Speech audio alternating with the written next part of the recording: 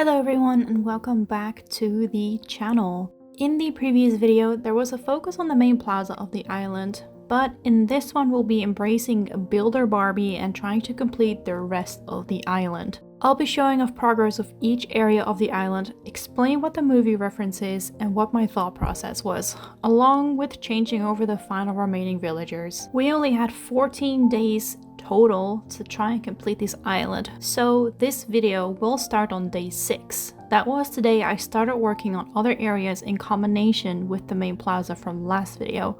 So let's get started. My first plan on day 6 was the area north of the main plaza, which is planned to be areas inspired by Princess and the Pauper and the 12 Dancing Princesses. I started building a castle wall entrance to this area since both of these movies are very castle based. Once I was happy with the wall, I started putting down pathing, adjusted the wall slightly and ended for the day. On day 7, I moved Mary's house behind the castle wall and started pathing since she is our homage to Seraphina from Princess and the Pauper. I planted a couple trees and then decided I wanted the main pathing to have more pink in it, so I went searching and settled on this mud sakura path for a touch of pink. I skipped to the next day to see if all those trees would grow, and they were all good. I placed an incline going up a cliff and started building another castle wall in the 12 Dancing Princesses area. Since I still had castle pieces in my inventory, I started working on the base structure that would mimic Rapunzel's castle and use a single castle tower on another cliff for the tower. I checked the perspective, and after planting a couple trees, I was happy with it and ended for the day.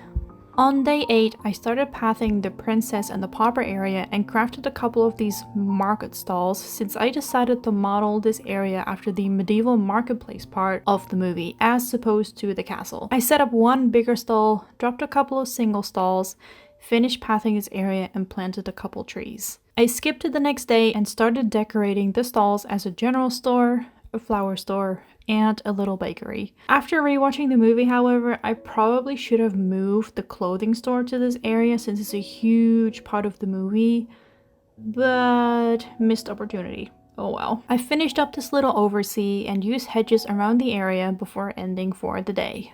Before we move on to day 9 of working on this island, let's take a quick look at the villagers. To save on time, I used a no-no island to have some of our friends come over instead of going villager hunting. When Victoria moved out, I replaced her lot with Dizzy as an homage to Tika from Island Princess.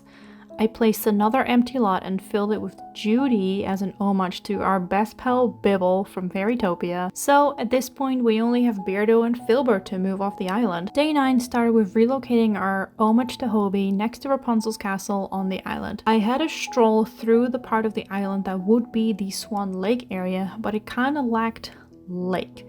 So I went ham with some waterscaping to bring that vibe back into the area. It's not exactly a lake, but honestly, it's good enough for the space that we have. I placed down a bridge, adjusted the space to fit a house, and skipped to the next day. I relocated the campsite, added some of these cute pink tents, and pathed around the area. While in pathing mode, I wiggled around this transition area and did some waterscaping up these cliffs at the secret beach. I added some trees in this transition area and some pretty pink flowers and bushes in the market area to bring in some more pink. I started mapping out the pavilion of the 12 Dancing Princesses and quickly realized I can't do large circles in Animal Crossing. So I settled on this kind of shape, and with a little extra work, some trees and accessories, this is what it ended up being, and honestly, I like it a lot. It's not exactly 12 circles, but it gets the idea across. I moved Nana's house to this area and skipped to the next day. So now with Nana moved and Cleo moved, I took a quick look at the map to decide who to move next and decided it was finally Dizzy's time for a permanent spot on the island. I demolished an incline so I could build it going up to Dizzy's house instead and skipped to the next day. I placed down the new incline, planted some trees and realized I had not spoken to Beardo at all since he moved in, which prevented him from also moving out. I moved Marina's house just above the Fairytopia area and skipped to the next day to try and get Beardo moved out. It took a couple hours of resetting days and seeing Beardo smugly walking by before he finally decided he was done bullying me and wanted to move off the island. as soon as I stopped recording. So I kicked him off gracefully and replaced his empty lot with Sweet Diana, who's an homage to Marissa from Swan Lake. Once Diana was finally moved in, I relocated her house to the Swan Lake area, added the pathing from her house, and oh yeah, I finished the Fairytopia area and totally, again, forgot to press record for this.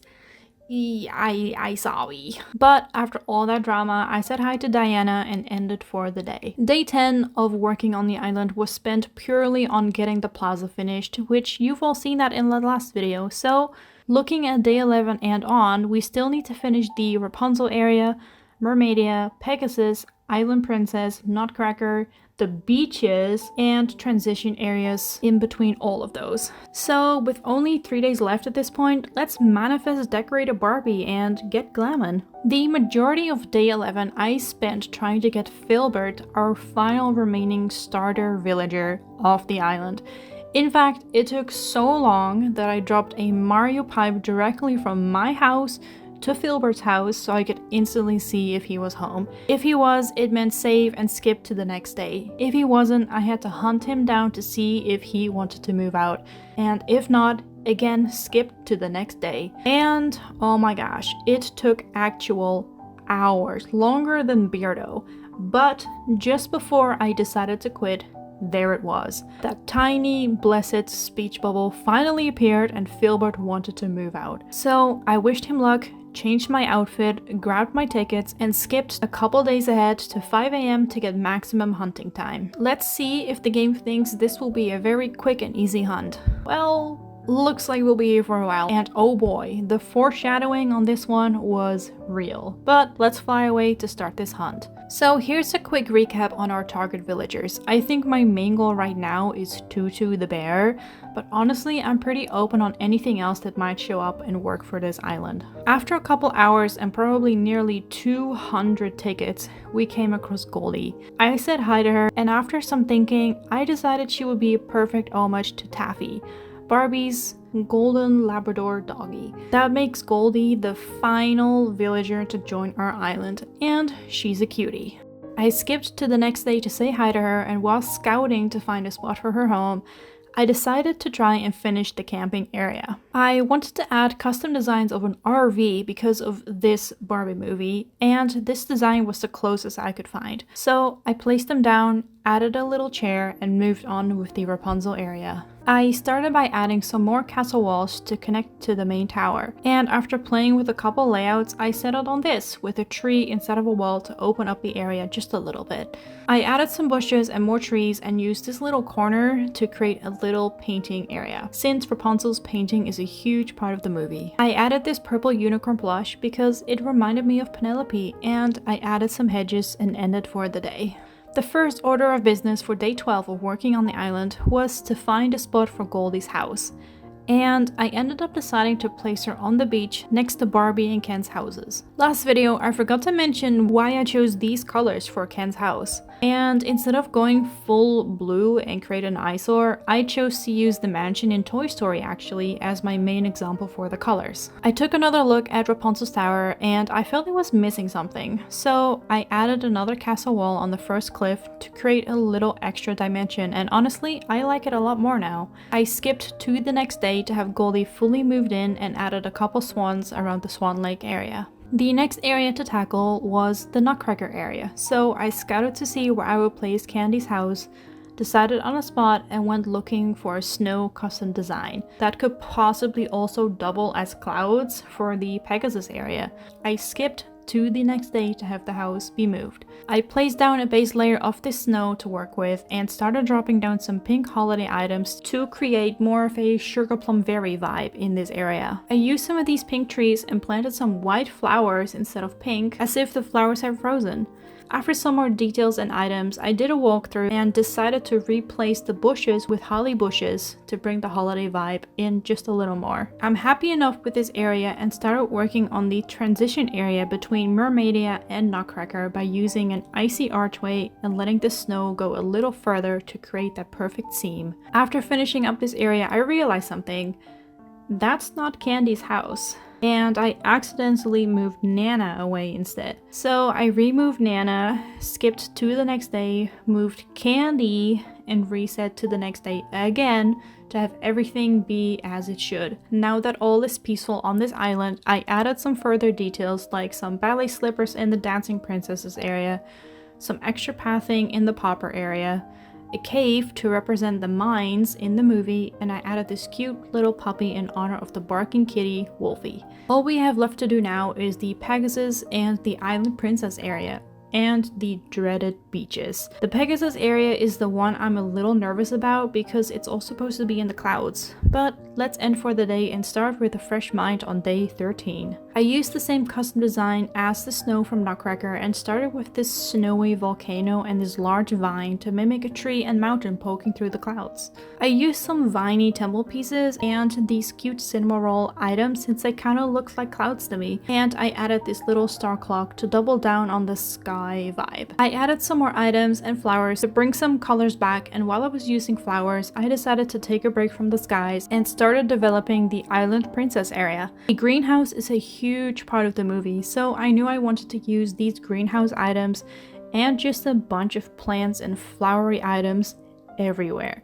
So I settled on this for now, decorated the secret beach a little more, and ended for the day, since I had to travel to Nono Island for a couple more items before I could continue with the Island Princess area. So I did just that to start off day 14, admired the flyover because look at this, it's so pretty. I used the items and flowers from the Nono Islands to finish the Island Princess area and the transition between Island Princess and Rapunzel. I added some more mermaidy items around Marina's house just to bring the sea life vibe back to it, and also to the entrance to that area. I added a castle tower to the Swan Lake area, had to wait for Diana to move her butt so I could place some of these hedges, place the fruit tree behind this so it would stay a small baby tree, and skip to the next day. I added a couple more details all over the island like this one, these flowers, this mushroom, these columns, this tent, and this magic pond. I did a quick run through of the island and honestly loving how it's all turning out.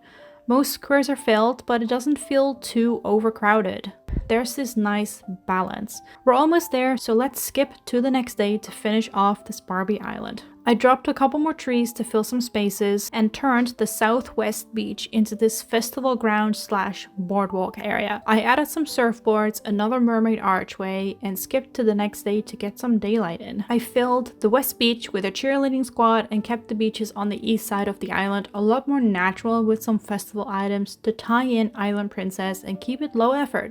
And with that, the 14 days were over and the island was done. I wish I had time to do the DLC and customize all the villager houses, but honestly I'm very happy with how this island turned out, especially since we only had 14 days in total.